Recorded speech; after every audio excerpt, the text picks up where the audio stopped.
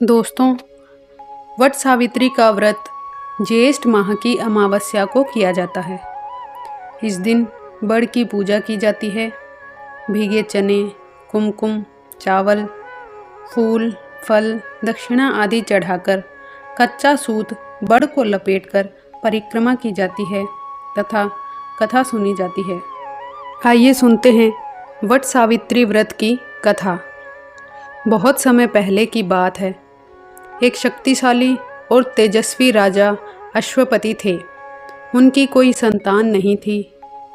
उन्होंने पुत्री प्राप्ति के लिए देवी सावित्री की कठोर तपस्या की।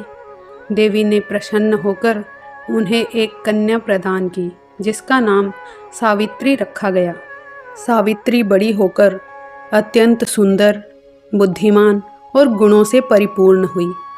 विवाह योग्य होने पर उन्होंने स्वयंवर का निर्णय लिया और एक वनवासी तपस्वी सत्यवान को अपने जीवन साथी के रूप में चुना। लेकिन नारद मुनि ने सावित्री को चेतावनी दी कि सत्यवान की आयु अब 1 वर्ष ही शेष है। फिर भी सावित्री ने उसे अपने पति के रूप में स्वीकार किया और वन में रहकर सेवा और तपस्या करने लगी। सत्यवान के जीवन के अंतिम दिन सावित्री ने व्रत रखा, उपवास किया और वट वृक्ष यानी कि बड़ के पेड़ की पूजा की।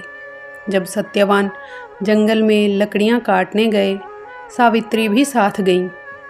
वहीं सत्यवान को चक्कर आया और वो उसकी गोद में गिर गए।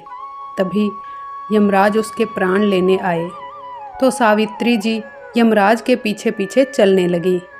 यमराज ने मना किया, लेकिन सावित्री ने धर्म, नारी धर्म और पतिव्रता की महानता पर ऐसे तर्क दिए कि यमराज प्रभावित हो गए। उन्होंने सावित्री को वर मांगने को कहा।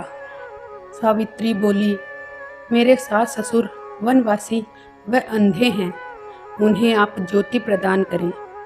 यमराज ने तथास्तु कहा और सावित्री से लौट जाने को कहा। यमराज की बात सुनकर सावित्री ने कहा, महाराज, जहाँ पति वहीं पत्नी, कहते हुए पीछे पीछे चल दी। यह देखकर यमराज ने उसे और वर मांगने को कहा। सावित्री बोली, मेरे ससुर का राज्य छिन गया है, वह उन्हें पुनः प्राप्त हो।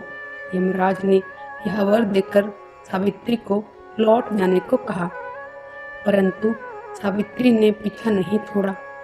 तब यमराज ने तीसरा वर मांगने को कहा तो सावित्री ने शतपुत्रवती होने का वरदान मांग लिया। यमराज बोले, तथास्तु। सावित्री फिर भी पीछे पीछे चली तो यमराज बोले, अब क्या चाहती हो? सावित्री बोली, मुझे पुत्रवती होने का वचन देकर आप मेरे पति को लिए जा रहे हो। तब यमराज को अपनी भूल का ज्ञान हुआ तथा वचन रखने के लिए सत्यवान के प्राण वापस कर दिए। सावित्री उस बड़ के पेड़ के पास आई जहाँ उनके पति का मृत शरीर पड़ा था। उसमें जीवन का संचार हुआ तथा सत्यवान उठकर बैठ गए। इस प्रकार सावित्री की पतिव्रता शक्ति और बुद्धिमता ने मृत्यु को भी परास्त कर दिया। इसलिए ज्येष्ठ मास की अमावस्या को विवाहित स्त्रियां अपने पति की दीर्घायु और सुख समृद्धि के लिए उपवास रखती हैं और वट वृक्ष की पूजा करती हैं। सावित्री की तरह आदर्श पत्नी बनने की कामना करती हैं।